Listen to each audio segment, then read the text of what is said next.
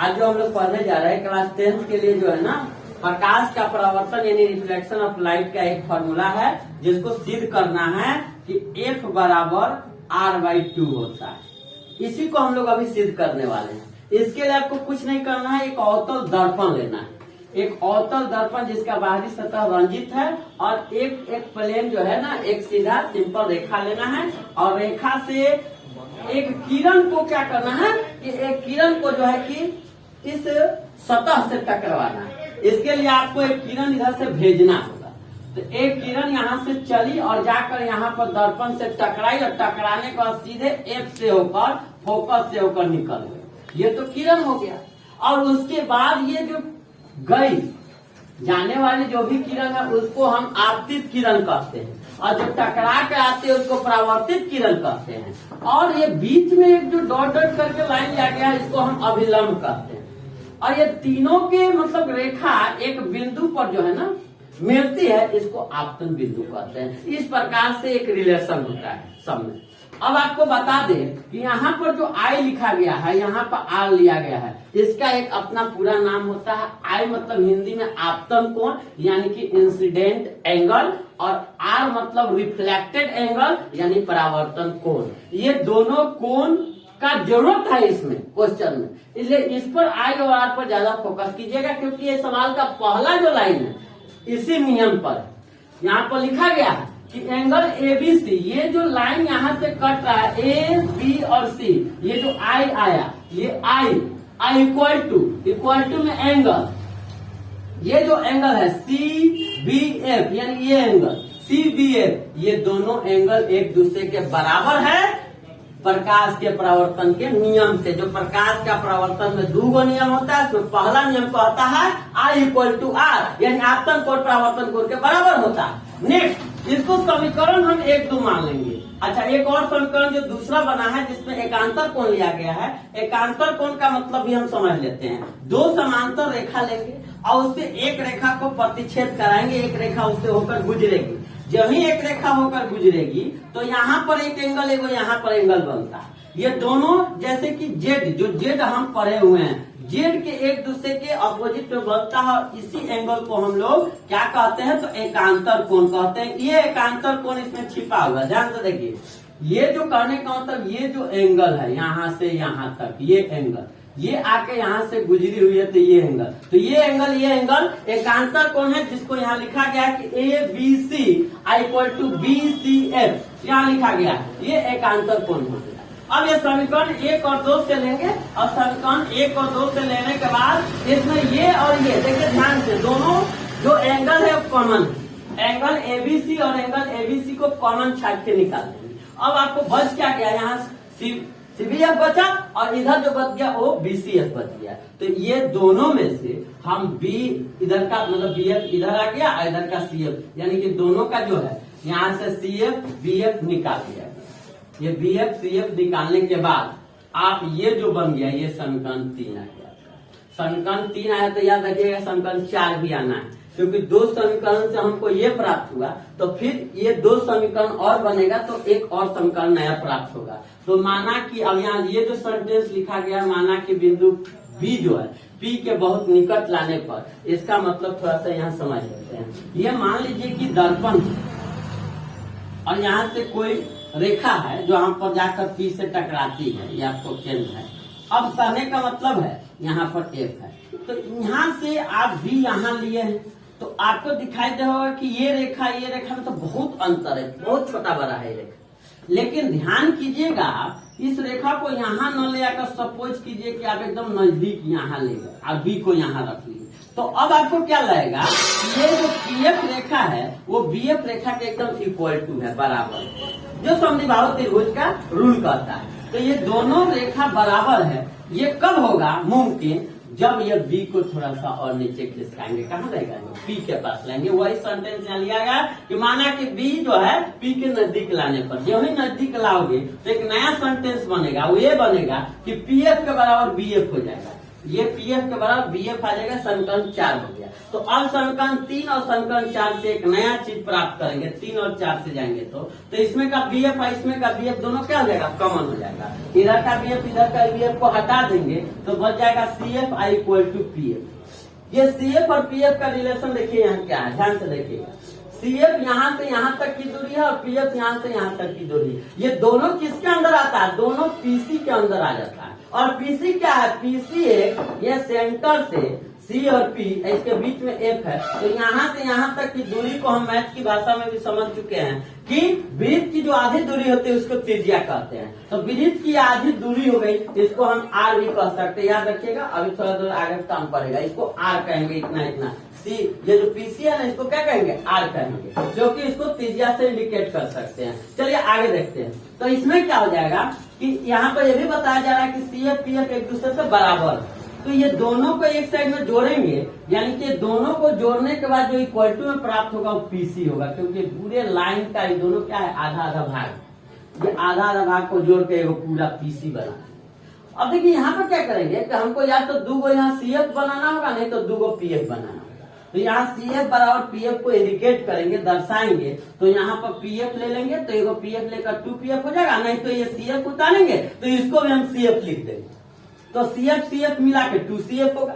तो यहाँ पर 2PF भी हो सकता है और 2CF भी हो सकता है। ये दोनों 2 होने के बाद आपको देख लीजिए, ध्यान से देखिए, PF की जो दूरी है ना, इसी को हम क्या कहेंगे, F फोकस दूरी कहेंगे। तो ये जो PF है, PF को हटाकर यहाँ 2F कर दिया गया।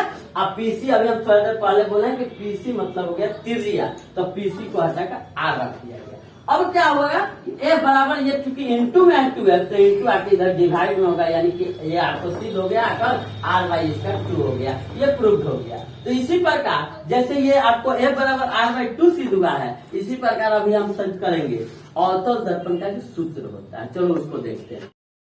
प्रकाश के परावर्तन में जैसे 1 नंबर हम लोग सॉल्व किए हैं, वैसे अब लेंस फार्मूला हम लोग सॉल्व करेंगे। और नया बैच जनवरी में 10th के लिए चालू हो रहा है, जो 3 जनवरी से चालू होगा। आप लोग का वेलकम है, धन्यवाद। देखो अगला जो फार्मूला है वो ये है कि इसको प्रूफ करना है। ये आप जानते हो अच्छी तरह से कि अवतल दर्पण का फार्मूला है, जिसमें 1/v + 1/u = 1/f होता है। इस फार्मूला में आपको ये बता दिया जाए कि इसमें आपको याद रखना है कि ये जो है कि तीनों किसी न किसी की दूरी दर्शाता है। फोकस दूरी, वस्तु की दूरी, प्रतिबिंब की दूरी, ऐसे दूरी दर्शाता है तीनों FV। लेकिन इसको प्रूफ करना है, ये VVI क्वेश्चन है उस क्वेश्चन के बाद सेकंड। इसके लिए सबसे पहले आप एक अवतल दर्पण लेना है, इसमें एक फिगर बना दिया गया, इसको आप ध्यान से देखिए। ये फिगर में वस्तु को, जैसे कि ये वस्तु एक AB रखा गया है, AB एक वस्तु रखा गया, यहाँ से एक प्रकाश की किरण गई और ये वस्तु के ऊपर से प्रकाश की किरण गई है। प्रकाश का जो ओरिजिनल किरण है ये आके F से टकरा के इधर निकल गई और एक किरण के अपेक्षा FS से एक लाइन सेगमेंट और ले जाएंगे। तो जैसे ये टकरा के इधर जाएंगे, इधर निकालेंगे तो इसका एक प्रतिबिंब बनेगा। ये जो आपको दिखाई दे रहा होगा, ये A डॉट और B डॉट से जो दिखा गया है, ये इस वस्तु का प्रतिबिंब है। ये वस्तु का प्रतिबिंब है जो इसका उल्टा बना हुआ है। ये AB था तो इसको उलट दिया गया, ये कैसे AB बन गया। तो ये वस्तु और प्रतिबिंब की दूरी हो गई। अब इसमें करना क्या है, इस क्वेश्चन को सिद्ध करने के लिए त्रिभुज का जो सर्वांशम का नियम होता है, जो त्रिभुज चैप्टर में आप 10th में पढ़े होंगे, उसी नियम को देखते हुए ये प्रूफ किया जाएगा। जिसको सर्वांशम का नियम याद होगा, जो त्रिभुज के सर्वांशम के सभी गुण जानते होंगे, उसको ये क्वेश्चन तुरंत समझ में आ जाएगा। तो अब देखते हैं इसमें करना क्या है। इसमें करना क्या है कि पहले 2 हम लोग समीकरण अलग अलग भागों में लिखकर उसको प्रूफ करेंगे। जैसे देखिए, सबसे पहले हम एक ये त्रिभुज लेते हैं और एक ठीक इसके सामने ये त्रिभुज है। ध्यान से देखिए, दोनों कोण भुजा साइड से इक्वल होगा। तो ये त्रिभुज का अगर नाम बोले तो ये त्रिभुज का नाम क्या हो जाएगा, ABF। ABF एक त्रिभुज हो गया और ठीक इस त्रिभुज के सामने एक त्रिभुज है, जिस त्रिभुज का नाम क्या हो सकता है, तो इस त्रिभुज का नाम हो सकता है क्या, NPF। तो इस प्रकार से NPF और APF में आप प्रवेश कर रहे हो, इसमें मैं लिखिए। इसमें प्रवेश करने के बाद आप ध्यान से देखो कि BF और A, यानी ये कोण, इस कोण का नाम PPFN होगा, ये दोनों एक दूसरे के कोण के शीर्षाभिमुख यानी कि सम्मुख है, आमने सामने एकदम कोण है और ये शीर्षाभिमुख के हिसाब से बराबर है। तो इस चीज को आप ब्रैकेट में शीर्षाभिमुख को लिख दीजिएगा, ये दोनों शीर्षाभिमुख। अब ध्यान दीजिएगा, ये यहाँ पर और ये यहाँ पर आपको ये दोनों जो है एक दूसरे से 90 डिग्री पर आपको दिखाई देंगे। इसका लिखा गया है कि BAF मतलब ये कोण हुआ, उसके बाद NPF यानी ये कोण हुआ। ये दोनों कोण क्या है? ये दोनों कोण 90 डिग्री का है, यानी कि दोनों 90 डिग्री आप लिखिए कि दोनों 90 डिग्री। आगे आइएगा, जब ये एक मतलब कि एक आपको ये कोण दिखाए शीर्षाभिमुख, एक एंगल दिखाए 90 डिग्री, तो आप इसको मतलब कि लिख सकते हैं कि ये जो त्रिभुज है जिसका नाम ABF था, इक्वल टू में ये कॉन्ग्रुएंस का क्या है? साइन।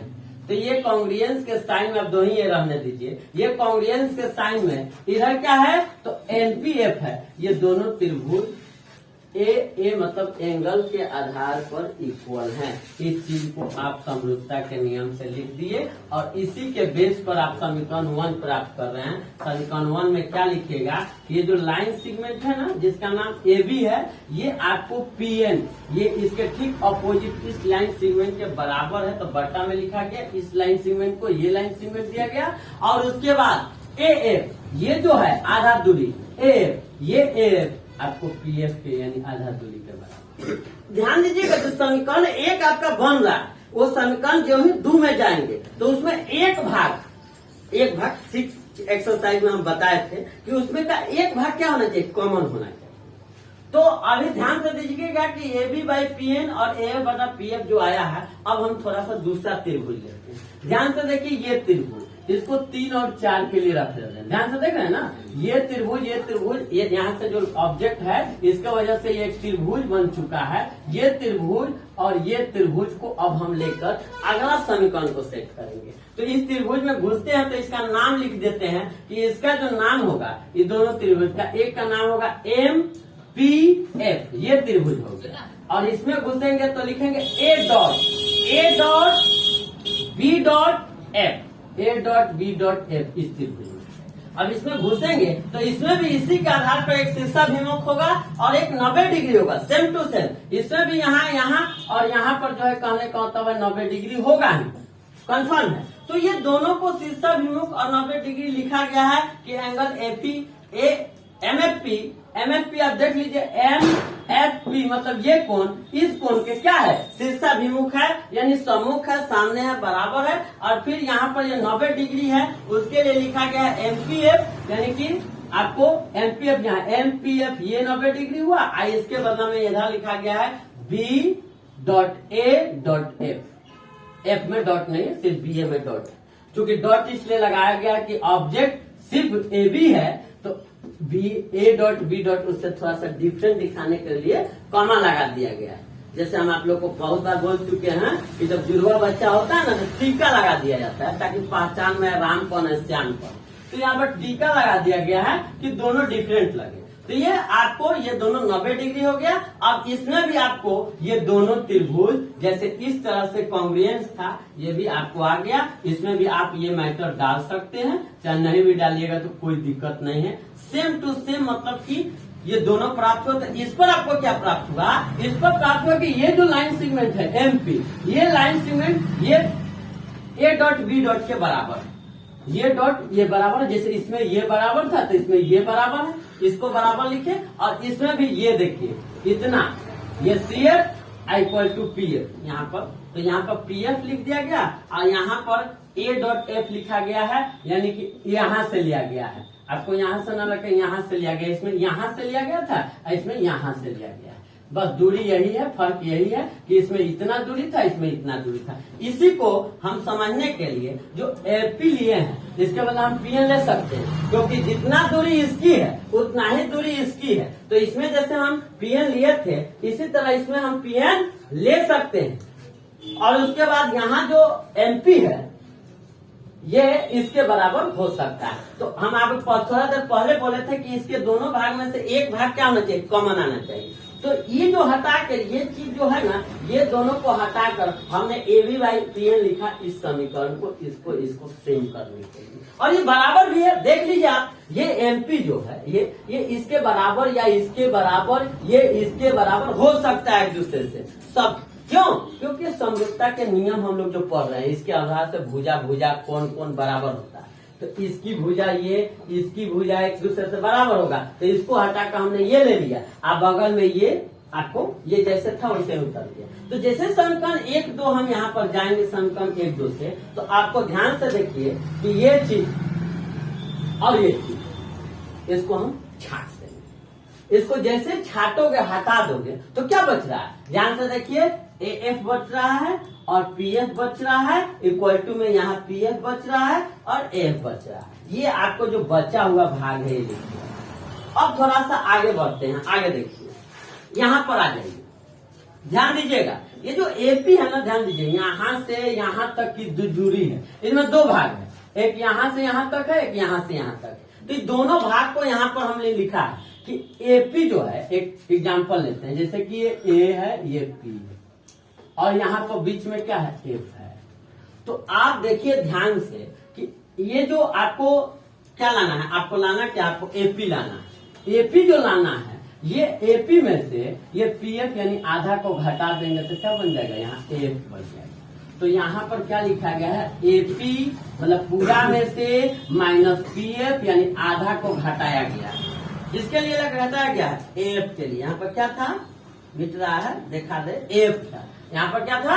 AF था। ध्यान दे रहा है ना? ये AF जो है, AF आपको लाना है ये भाग, तो ये भाग आधा लाने के लिए पूरा में से इतना को हम हटा देंगे, तब तो इतना बचेगा। तो इसके लिए आपको यहाँ लिखा गया है कि AP यानी पूरा भाग में से PF को घटा दिया गया तो AF बच गया।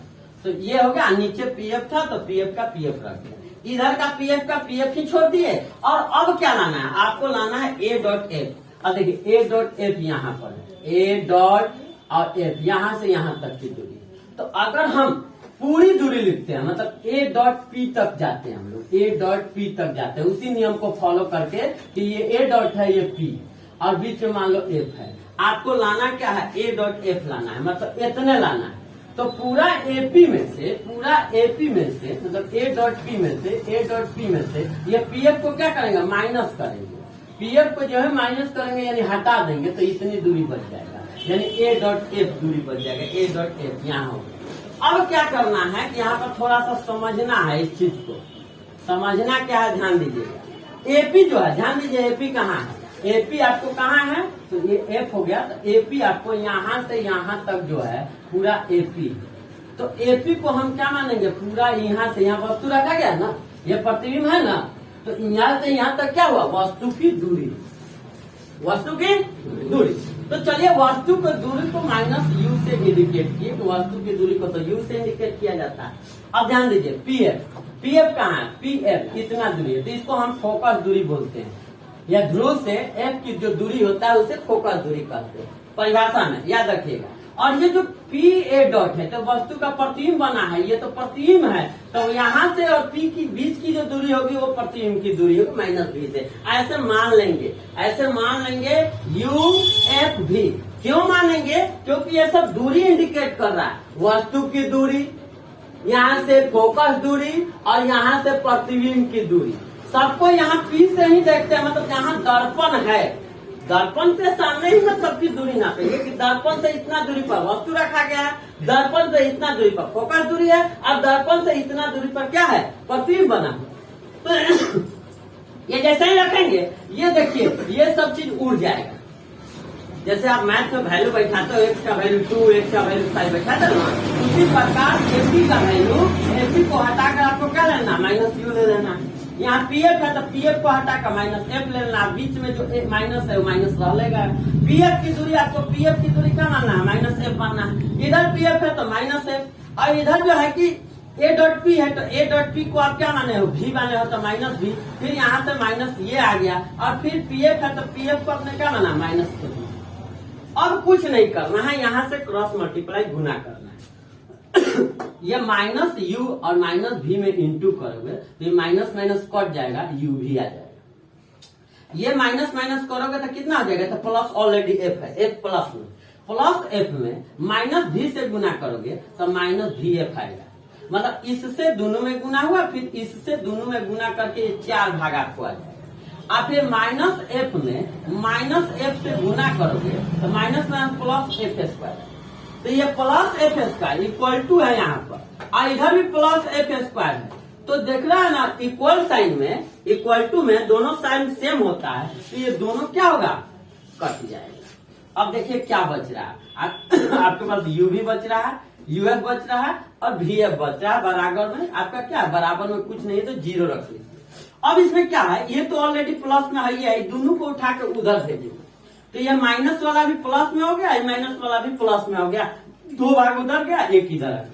अब आपको क्या करना है, इसमें यहाँ पर एक चीज करना है, क्योंकि आपको जो प्रूफ करना है सबके ऊपर 1 लाना है, 1 लाना है। और 1 तभी आ सकता है जब ऊपर वाले चीज को हम काट देंगे। जितना है ना इसमें 2-2 को भाग है, आपको क्या लाना है, 1-1 को भाग लाना है। तो कुछ न कुछ से भाग देंगे तो ऊपर कट के 1 आएगा। तो दोनों तरफ ये जो है, ये LHS है, RHS है, दोनों तरफ आपको u v f से भाग देने पर ये मैटर लिखना है, divided from both side n u v f। इसको जब बोथ साइड डिवाइड करेंगे तो बहुत सिंपल से रिजल्ट आ जाएगा। देखिए यहाँ पर अगर u बाई v करके इसमें भाग देंगे u v f से, तो कंफर्म है u v से u v कट गया, कितना आ गया, 1 बाई एफ आएगा ना। अब देखिए यहाँ पर कहने का मतलब है दूसरा क्या है, ये तो बराबर में हो गया एगो, फिर यहाँ पर आपको u f है, यहाँ पर u v f से भाग दीजिएगा तो u f कट गया, तो क्या बचेगा, 1/v बच जाएगा। अब तीसरा में क्या है, तीसरा में v f है, v f में u v f से भाग दीजिए तो दोनों कट के 1/u बच जाएगा। तो ये 1/v f u ये इक्वल टू बराबर, ये दोनों जाकर आपका क्या हो जाएगा, यहाँ पर प्लस हो जाएगा, 1/v plus 1/u equal to 1/f। यही तीनों चीज कटने के बाद इसे भाग देकर ये नीचे में आपको तीनों में क्या करना है, ये जैसे जैसे लिखा हुआ है इसके नीचे uf की जगह नहीं है, इसलिए आपको बता दे रहे हैं, तीनों में u v f लगाकर ये आपको नया डिजिट प्राप्त होगा कटकर, और यही आपको प्रूफ करना था। तो इस प्रकार से ये क्वेश्चन और इससे पहले जो r बराबर 1/2 सिद्ध कर रहे हैं, वो क्वेश्चन दोनों में से एक क्वेश्चन कंफर्म है कि 5 नंबर वाले का जो है क्वेश्चन में बिहार बोर्ड पूछेगा, कोई एक पूछेगा। इसलिए अच्छा से इसको प्रैक्टिस करके घर पर रफ पेज में, और प्रैक्टिस जितना बार बनाओगे फिर एक क्लियर हो जाएगा। अभी देख रहे हो त्रिभुज के फॉर्मूला पर ही इसको प्रूफ किया जाएगा।